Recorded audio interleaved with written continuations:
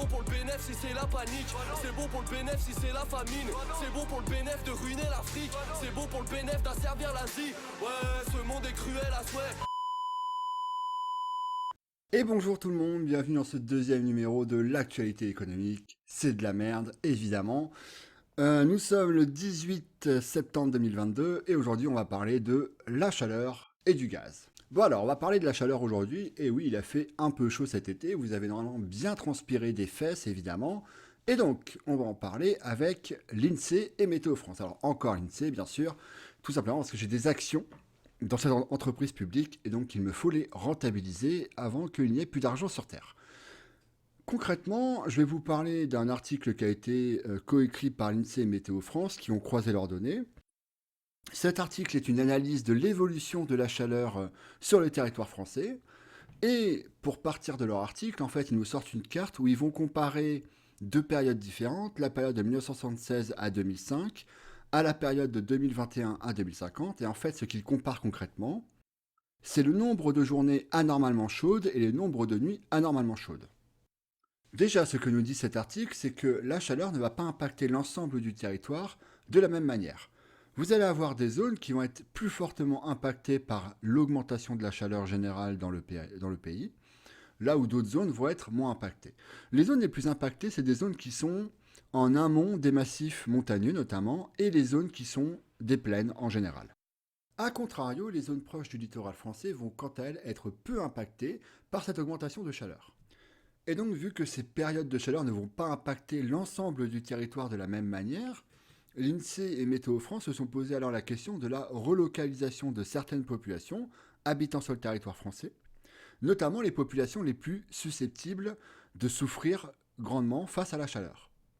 Concrètement, ce que permet cet article de l'INSEE et de Météo France, c'est de cibler des populations très précises, tant sur le plan géographique que sur le plan aussi sociologique et économique, sur quelles populations vont le plus subir la chaleur.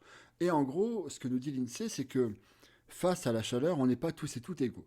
Déjà, si vous êtes une personne âgée ou une personne extrêmement jeune, donc en gros les enfants, vous allez plus subir les conséquences de la chaleur qu'une personne adulte et en pleine forme. Deuxième point aussi, il y a des différences économiques.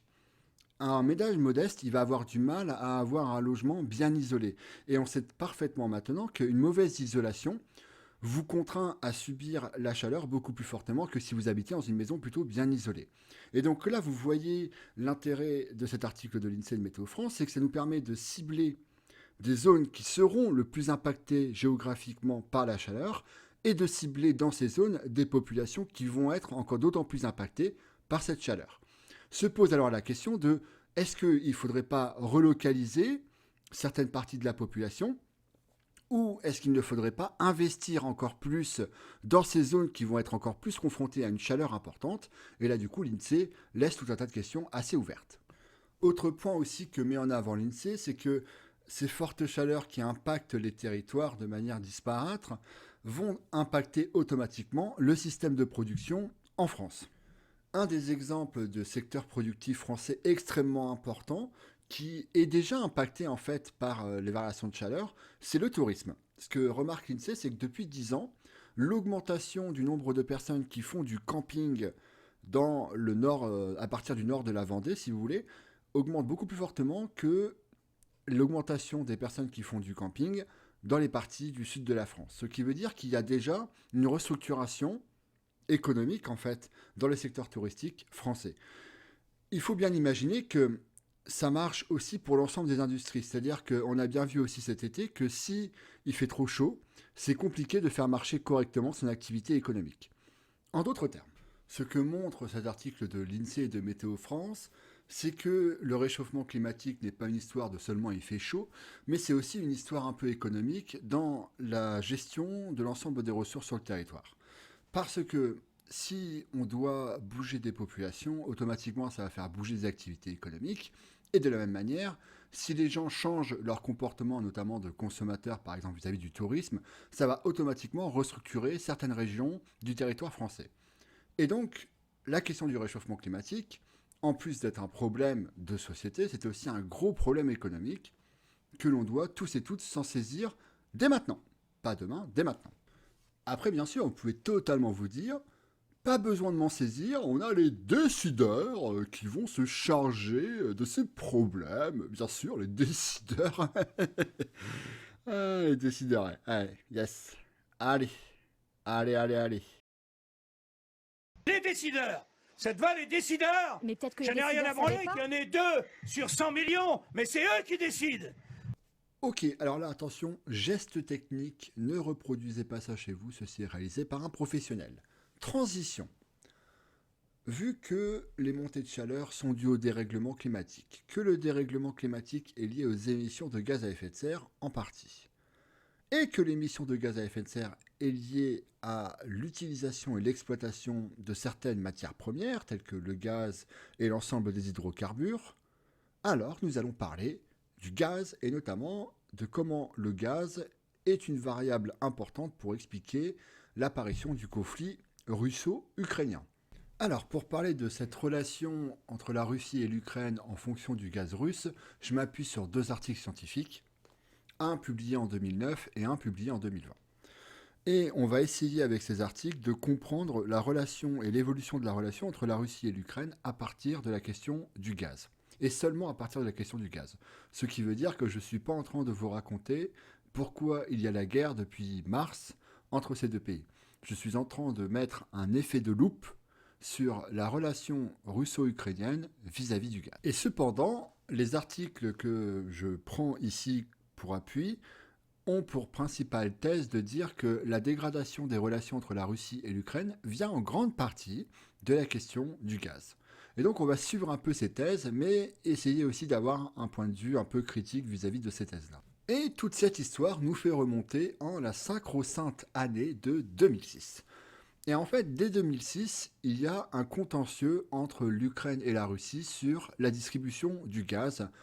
Contentieux qui va aboutir en 2009 à une coupure du gaz de la part de la Russie et qui obligera l'Union européenne à intervenir pour faire signer un accord entre les deux pays. Mais ici, on va essayer de comprendre pourquoi il y a eu un contentieux qui s'est chauffé de plus en plus entre la Russie et l'Ukraine.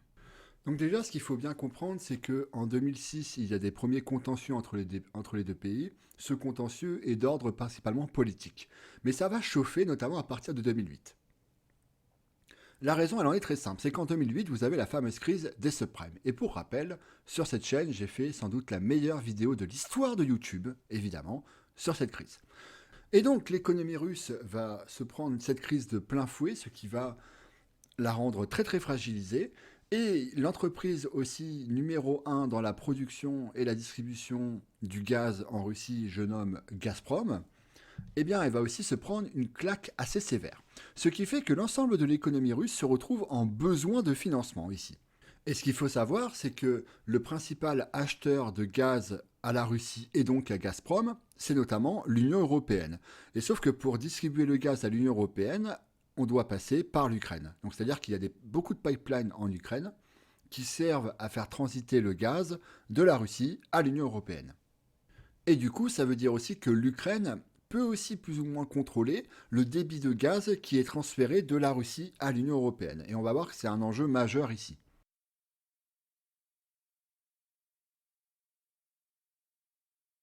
Et dans le même temps, l'Ukraine, elle est aussi très impactée par la crise des subprimes, à tel point qu'elle va devoir demander de l'aide internationale pour recouvrir ses dettes notamment. Et dans le même temps, en 2009, on a une élection en Ukraine, une élection présidentielle. Et en fait, ce qui va se passer, c'est que les principaux candidats et rivaux à cette élection vont essayer de redorer leur blason, parce qu'on est dans une situation de pleine crise économique dans ce pays-là. Et pour redorer leur blason, ils vont essayer de tenir tête à la Russie en magouillant un peu la distribution du gaz, notamment. Concrètement, ce qui s'est passé, c'est qu'une partie du gaz qui devait transiter par l'Ukraine pour aller dans l'Union européenne a été détournée pour rester en Ukraine. Ce qui n'a pas du tout plu à Gazprom, qui a fait pression du coup sur Poutine. Bon, après, ils ont fait pression, en fait, c'est un peu des potes, quoi. Et cette pression a résulté par cette action qui a été de tout simplement fermer les vannes du gaz russe vers l'Union européenne. Donc en 2009, il n'y avait plus d'approvisionnement en gaz. Ce qui a obligé l'Union européenne à intervenir dans cette relation russo-ukrainienne en obligeant les deux parties à signer un accord. Concrètement, cet accord, ça a été de demander à la Russie d'accepter de faire une ristourne de 20% sur le gaz qui va être destiné à l'Ukraine. Et dans le même temps, l'Ukraine s'engage à ne pas interférer sur le gaz, les quantités de gaz qui doivent être transmises vers l'Union européenne. Donc tout ça, c'est 2009. Bon, vous voyez déjà que la situation était déjà très tendue et que cette situation entre ces deux pays avait un impact très fort sur l'Union européenne. Donc bien évidemment, rassurez-vous, tout a été mis en place pour que cette situation ne se reproduise pas, que les tensions s'apaisent et que l'Union européenne soit un peu moins dépendante du gaz russe. Ne vous inquiétez pas, tout va bien se passer. Les décideurs.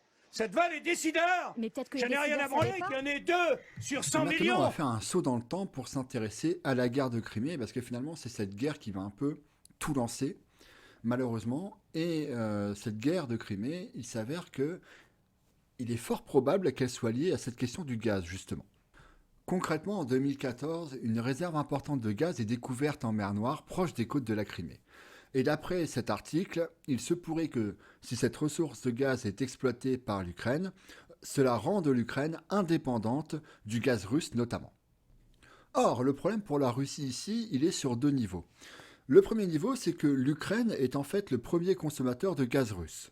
Donc si l'Ukraine devient indépendante du gaz russe, elle achète moins de gaz russe et donc ça fait moins de rentrée d'argent pour la Russie.